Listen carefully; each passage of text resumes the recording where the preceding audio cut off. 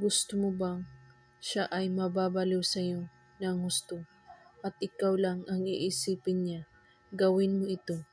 Napakasimple lamang itong gawin at pwede itong gawin sa magka-LDR na nagmamahalan.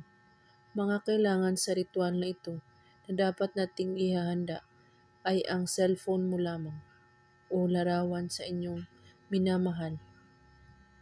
At pwede mo rin itong gawin sa taong magugustuhan mo para mamahalin ka niya.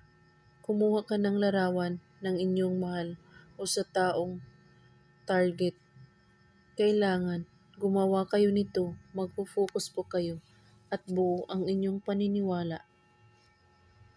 Gawin ito kahit anong oras at araw.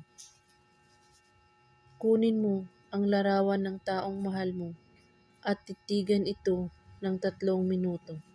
At pagkatapos, humiling ka na nanggaling sa iyong puso. At banggitin mo ang pangalan niya at apelyido. At sabihin mo,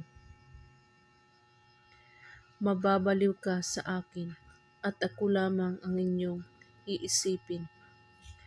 Kahit nasa malayo ka man, ulit-ulitin ito ng pagbigkas ng 7 beses.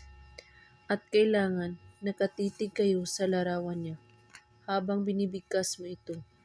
At gawin ito para mababaliw siya sa iyo. At pagtatapos, ilagay ang larawan niya sa ilalim ng iyong unan. At saka mo ito kunin kapag magpaparamdam na siya sa iyo, unti-unti.